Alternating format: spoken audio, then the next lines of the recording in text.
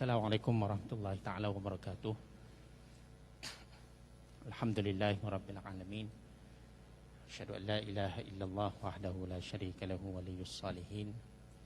Wa asyhadu anna Muhammadan abduhu wa rasuluhu nabiyyus shadiqul amin.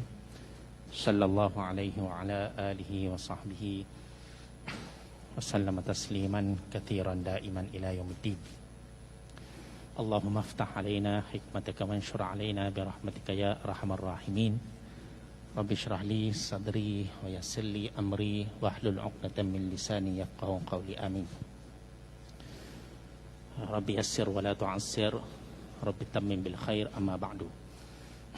Alhamdulillah, pada minggu ini kita sambung tazkirah sains Islam dengan tajuk masa, ta'rifan dan manfaat. Jadi seperti mana yang kita ketahui, masa ini adalah sesuatu yang sangat besar di dalam Islam.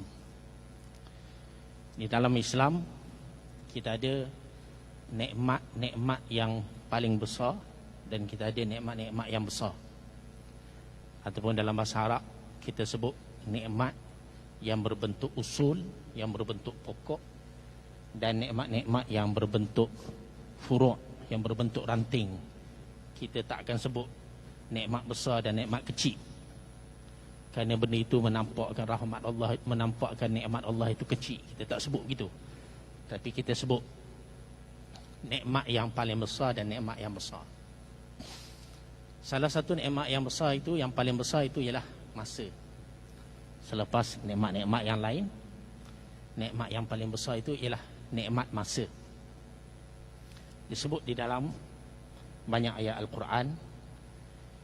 Antaranya surah yang biasa kita dengar, wal asr. Allah Subhanahu wa taala bersumpah demi masa. Allah Subhanahu wa taala bersumpah dengan perkara-perkara tertentu yang menunjukkan kepada masa. Bersumpah dengan wadduha, demi masa duha. Bersumpah dengan malam, bersumpah dengan masa subuh wal fajr, dan ada bersumpah dengan bintang yang merupakan elemen-elemen ataupun unsur-unsur yang digunakan untuk menyukat masa. Para ulama Islam memberikan pelbagai sifat kepada masa. Antara yang paling popular ataupun paling famous, para ulama menyatakan bahawa masa ini adalah ra'sumalil muslim, adalah modal kepada orang Islam, modal kepada kita. Seperti mana peniaga menggunakan modal untuk memulakan perniagaannya, untuk membina perniagaannya, dan untuk mengembangkan perniagaannya. Dia ada bisnes, dia nak kembangkan lagi, dia nak besarkan lagi bisnes dia, dia memerlukan modal. Maka begitulah masa bagi kita. Bagi kita orang Islam, masa adalah modal kita. Walaupun kita tidak ada modal-modal yang lain. Ilmu mungkin ada, mungkin tidak ada. Harta kita nak sedekah, mungkin ada, mungkin tidak ada. Tenaga kita nak berjihad dan sebagainya, mungkin ada, mungkin tidak ada. Tetapi Allah Subhanahu wa taala memberikan masa kepada kita, di mana semua orang ada.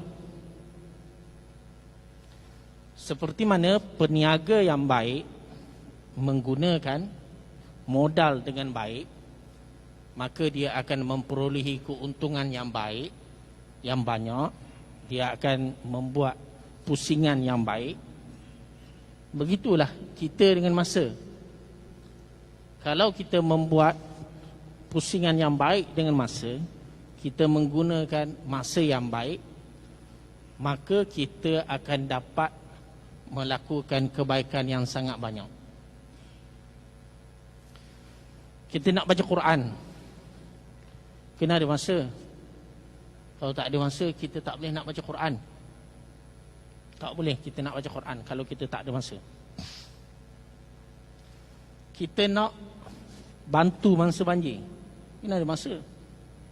Sesetengah orang mereka ambil cuti nak bantu mangsa banjir, perlukan masa, pergi bermalam, duduk di sana 2-3 hari, perlukan kepada masa.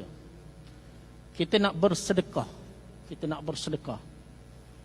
kita perlukan masa untuk mencari harta,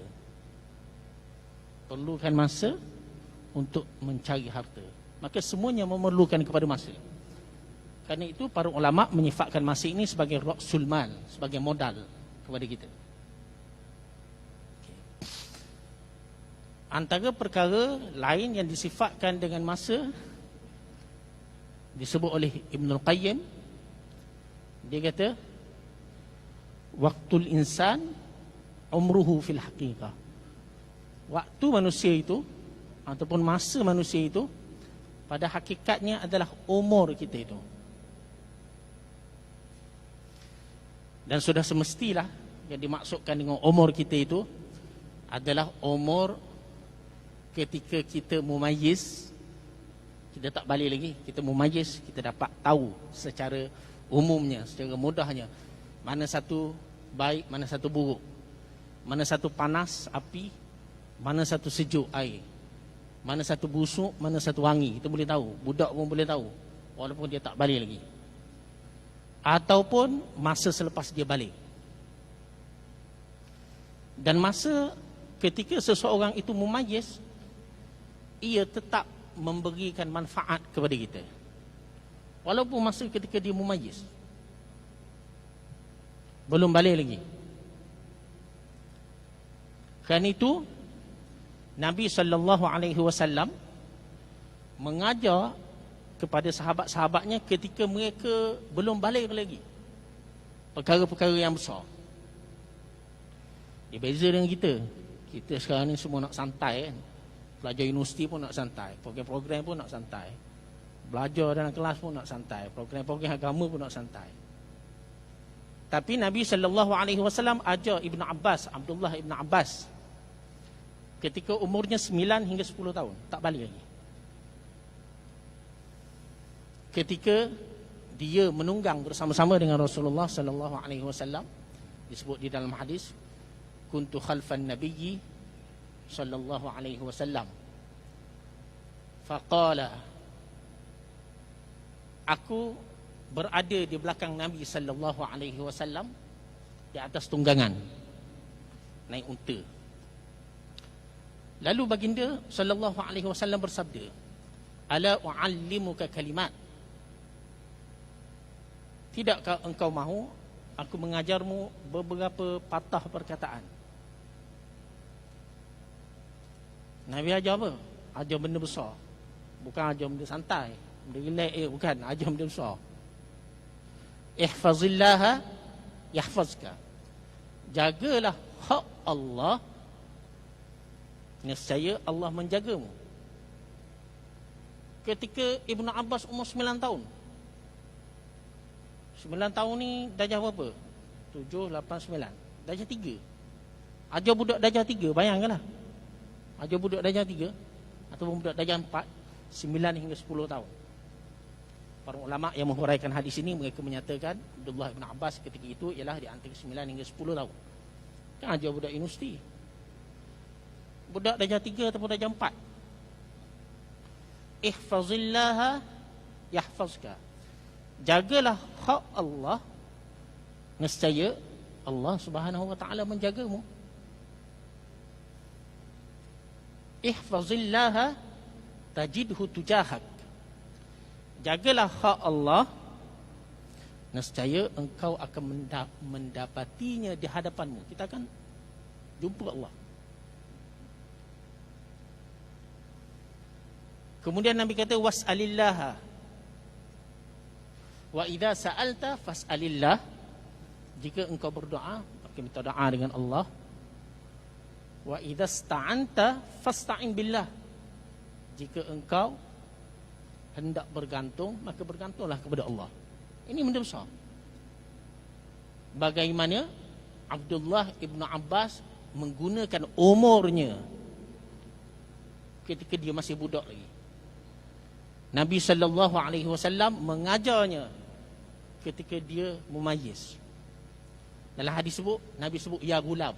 Saya lupa nak kita. Ya gulam, inni u'allimuka kalimat. Wahai budak. Perkataan gulam dalam bahasa Arab bukan untuk orang yang balik. Bermula daripada bercerai susu, perkataan gulam, budak digunakan untuk orang yang bercerai susu, manusia yang bercerai susu sehingga kepada balik. Itu maksud gulam. Apabila dia sudah balik, kebiasaannya orang Arab sudah tidak memanggilnya gulam. Maknanya Nabi ajar masa dia masih budak lagi, masih kanak-kanak lagi. Ketika dia masih kanak-kanak lagi. Jadi ini adalah dua sifat yang diberikan oleh ulama berkenaan dengan masa. Pertama ialah ra'sumalil muslim, modal kepada manusia itu sendiri. Dan yang keduanya ialah umur kita itu.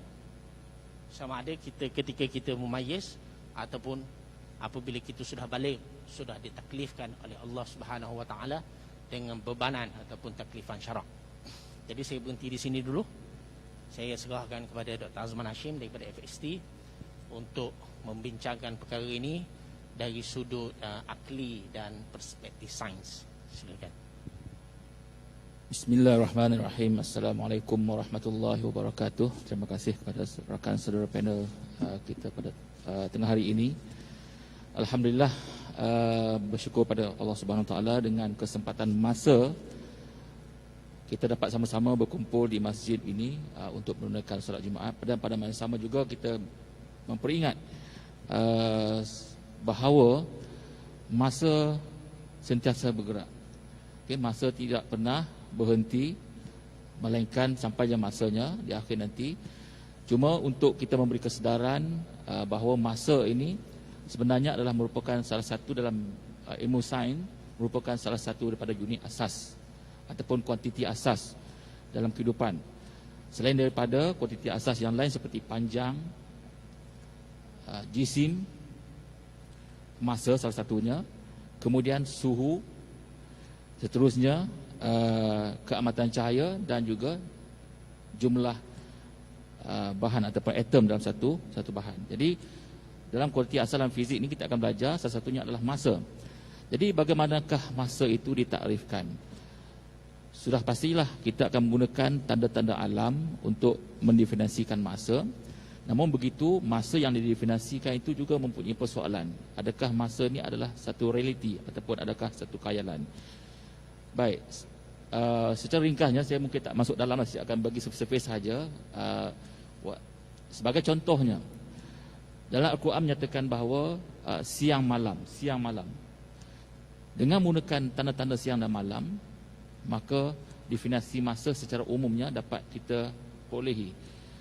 Sebagai contohnya, di dalam alam semesta bukan sekadar terdiri daripada matahari, bumi, planet-planet, malah bintang-bintang dan galaksi dan sebagainya memenuhi di ruang alam ini. Jadi bumi berserta dengan matahari hanyalah, kalau kita disebahkan dengan alam, terlalu kecil. Malah kalau kita katakan debu, lebih kecil daripada debu. Baik, dengan bumi yang kita berada di dalam bumi, sebenarnya kita bergerak dengan kelajuan yang tinggi. Begitulah juga dengan matahari. Kalau kita ambil satu platform galaksi Bima Sakti, yang besarnya, dengan jarak saiz yang besar, iaitu lebih kurang 100,000 tahun cahaya, matahari dan bumi ini dan juga planet-planet lain hanya berada di pinggir, hampir pinggir galaksi Bima Sakti, dan dia sedang bergerak. Daripada masa tadi, unit masa tadi, kita buat satu kuantiti terbitan, kita boleh dapat kelajuan, iaitu jarak bahagi masa akan dapat kelajuan. Misalnya kalau kita berada di highway, kita bergerak dengan kenderaan 110 km per jam, kita tahu laju macam mana. 50 km per jam, kita tahu laju macam mana. Tapi sebenarnya untuk matahari dan juga bumi, masing-masing bergerak, tetapi dengan kelajuan yang berbeza. Dengan kelajuan yang berbeza itulah, maka salah satunya faktor yang boleh menyebabkan berlaku siang malam. Salah satu juga disebabkan bumi juga berputar, juga boleh menghasilkan siang dan malam. Baik, walaupun sama-sama bergerak laju, mungkin anda pernah duduk masa kampung-kampung kan, ataupun dekat rumah, pernah lihat bayang-bayang. Bayang-bayang terhasil apabila cahaya daripada matahari sumbernya terkena pada satu objek, maka bayang-bayang terhasil. Baik, bila matahari bergerak, bayang-bayang pun juga turut bergerak. Anda perhati ataupun tidak, walaupun bumi dengan matahari itu bergerak dengan laju, bayang-bayang itu bergerak dengan kelembutan dia. Kelembutan. Wahal masing-masing bergerak laju. Nak tahu macam mana lajunya matahari? Laju matahari mengelilingi galaksi sekitar 720,000 km per jam. Okey? Mengelilingi galaksi. Pada masa sama juga, bumi bergerak dengan laju 107,000 km per jam. Boleh bayangkan? Tak dapat bayangkan berapa lajunya. Jadi masing-masing bergerak laju. Pada masa sama juga, bumi juga berputar dengan kelajuan 1,600 km per jam. Jadi ketiga-tiga kelajuan ni bila bercantum, kenapa dengan bayang-bayang matahari tadi bergerak dengan perlahan? Perlahan sahaja, harmonize. Kalau kita berbalik pada 1000 tahun yang lalu dan sekarang ini, fenomena ini juga tetap sama. Kita boleh simpulkan bahawa bagaimana Allah mengatur perjalanan sesuatu objek di angkasa dengan kelajuan yang amat tinggi, tetapi kita di sini kita akan rasa aman, tenang. Sebab itulah kita kena faham bahawa itulah rahmat Allah Subhanahu Wa Taala diberikan kepada kita. Yang kedua, hasil daripada pergerakan objek-objek ini tadilah ahli sains merungkaikan untuk menetapkan dengan menggunakan alat cerap, masa ditentukan dengan cara ini. Salah satunya menggunakan jam, salah satunya juga menggunakan masa yang terpapar di peranti handset anda masing-masing. Sedar tak sedar, masa ni bergerak. Walaupun kita dalam keadaan tetap, masa ni bergerak. Dia tidak akan lambat dan tidak akan cepat. Seperti mana saya bagi tahu tadi, matahari tak boleh cepat dan tak boleh lambat. Kalau lambat, siang kita daripada 7 pagi hingga 7 malam umumnya. Kalau dia lambat, sudah pasti 7 pagi mungkin 9 malam baru terbenam. Okey, untuk kawasan kita lah, lain kawasan lain. Jadi tak boleh cepat, tak boleh lambat. Masa tetap bergerak. Jadi dan dengan masa yang ada, taburan masa tadi, maka berlakulah peristiwa-peristiwa. Biasanya masa ni bersandingkan dengan peristiwa. Salah satu yang Ustaz sebutkan tadi, Doktor sebutkan tadi ialah umur kita. Jadi umur masing-masing berada dalam dunia ni tak sama. Ada yang 5 tahun, ada yang 10 tahun, ada yang 70 tahun, ada 90 tahun. Dan ada yang 10 tahun yang lalu sudah ada nenek moyang kita, dan ke depan lagi wallahu a'lam siapa lagi yang akan berada dalam dunia ini dalam masa umur yang telah ditetapkan. Oleh kerana itu, masa bergerak dengan pantas, sebab itu juga masa juga merupakan relatif. Sebagai contoh, kalau kita berada dalam kuliah 1 jam, kita rasa lamanya macam 10 jam. Lain halnya kalau kita nak berjumpa seseorang dan kita hanya ada masa 5 minit sahaja lagi, 5 minit bertemu dengan seseorang tu rasanya macam 1 jam kita menunggu. Jadi masa pada seseorang kita rasa itu adalah berbeza. Walhal masa yang diukur oleh alat cerap ni adalah sama, tak berubah. Oleh kerana itulah dalam kita menjalani kehidupan seharian, masa ni amat penting dan masa sentiasa bergerak. Baik, kalau kita gunakan masa yang saya sebutkan tadi, takrifan di bumi kita, berbeza juga kalau kita berada di planet yang lain. Contohnya di planet Mustari, berjauhan dengan bumi kita. Kalau kita gunakan definisi masa di bumi, 1 tahun masa di Mustari tak sama dengan 12 bulan kita di bumi. Di Mustari mengambil masa lebih kurang hampir 9 tahun. Baru sama setahun di Mustari. Maksudnya 9 tahun di bumi bersama dengan setahun di Mustari. Bagaimana pula dengan harian dia? Siang malamnya hanya mengambil masa sekitar 9 jam 56 minit waktu di bumi. Terlalu singkat. Adakah penduduk di Mustari nak menggunakan masa di bumi? Tak boleh. Mereka perlukan ada definisi masa. Kalau mengikutkan siang dan malam, dia akan ada definisi masing-masing. Jadi masa ni kalau kita lihat di tempat-tempat lain juga berbeza. Begitu juga dengan satelit.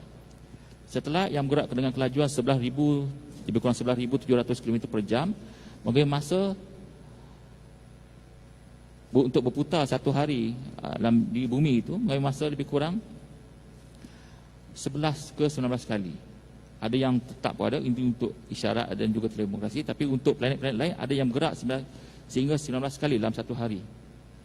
Bila dia bergerak 19 kali satu hari, bermakna dia menghadapi siang dan malam, ataupun dia nampak matahari terbenam dan juga terbit 19 kali satu hari. Bagaimana masa di setelah itu nak diukur? Apa platform masa yang akan dia gunakan? Jadi itulah, kalau kita lihat, kalau kita berada di alam semesta yang lain, masa definisi masa sudah berbeza. Dan kalau kita lah dilontarkan di ruang satu angkasa dengan tidak ada jam, tidak ada tanda-tanda siang dan malam. Jadi masa apa yang akan diukur? Jadi kesimpulan di sini, masa di bumi, masa yang kita ukur sekarang ni mempunyai masa-masa yang berbeza-beza di tempat yang lain di luar alam kita ini. Jadi kita harus sedar, kita berada di bumi, kita berada di sini, masa berjalan dengan seragamnya, maka kita perlulah isi masa yang ada untuk manfaat masing-masing.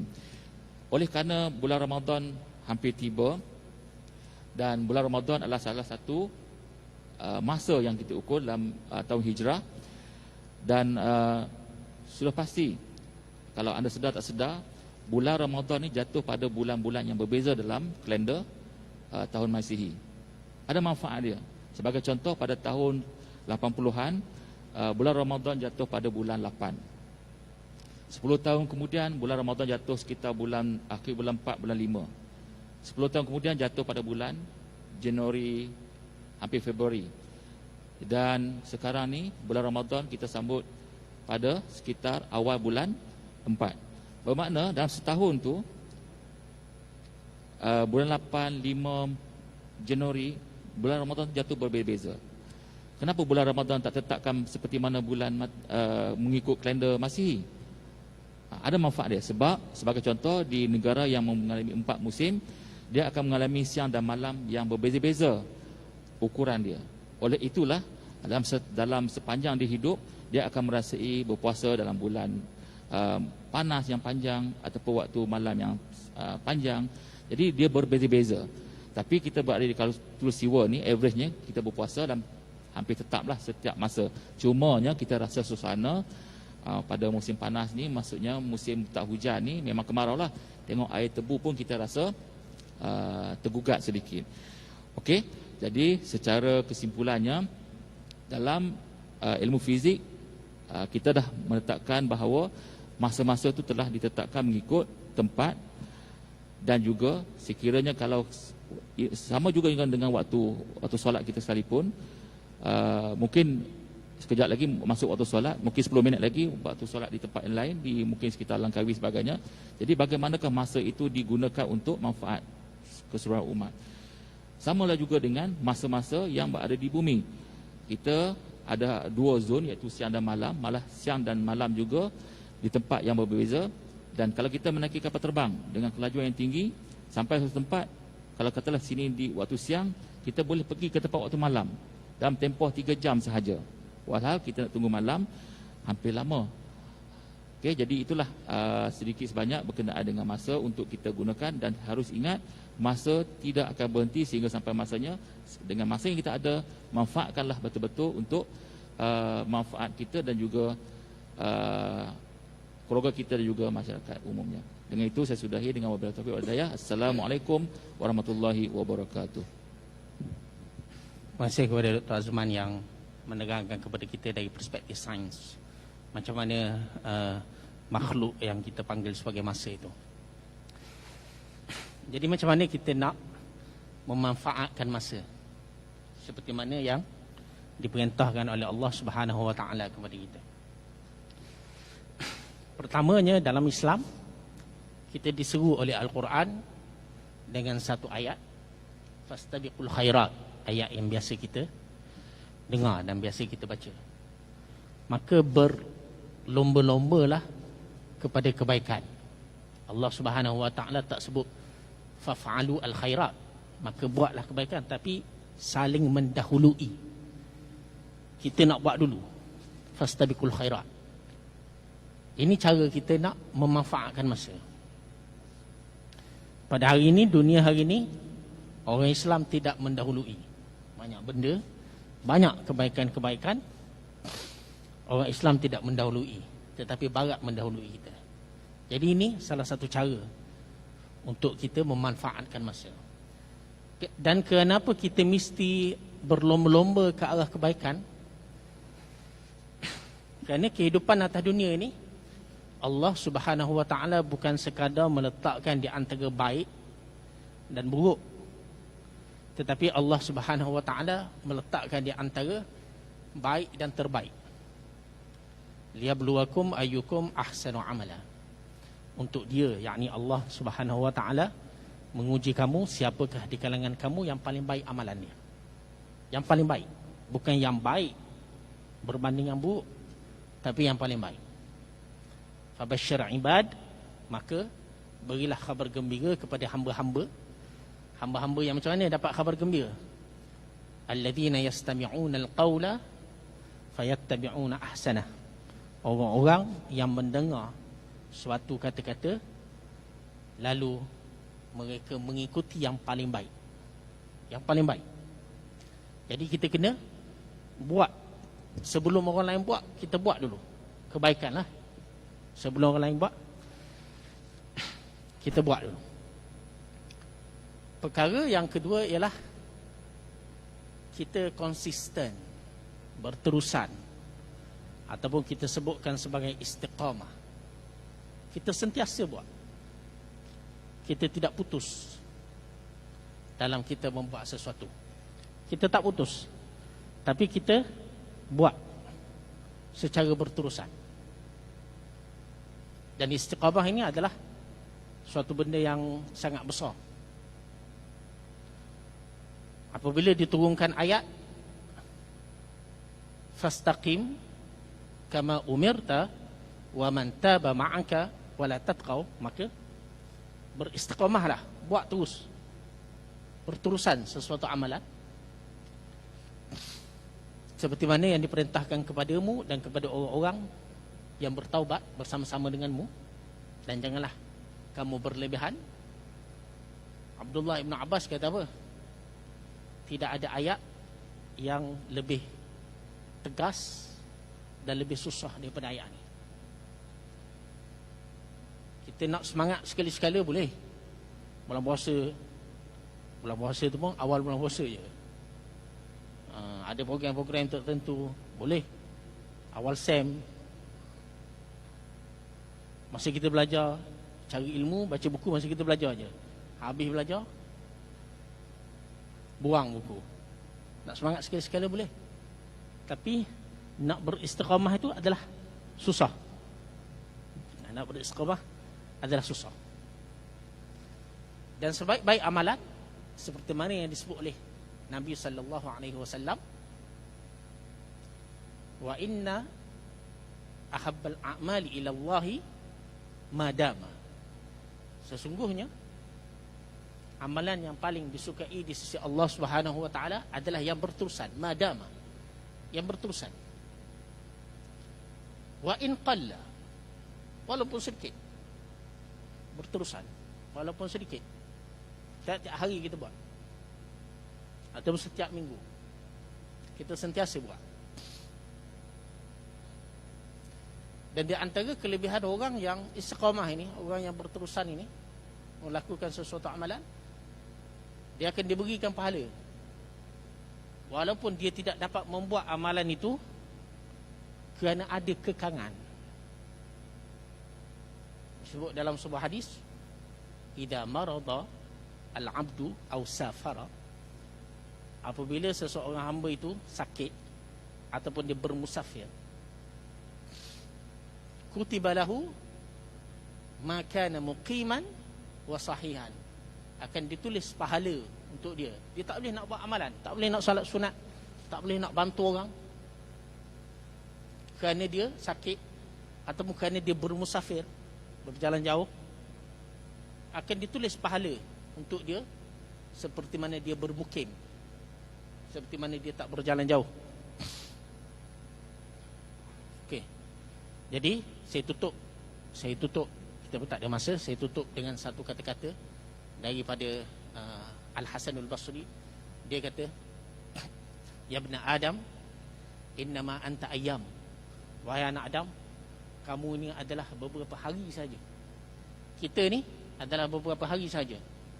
Kullama dhahaba yaumun dhahaba ba'duka. Setiap kali berlalu satu hari, dirimu akan berlalu.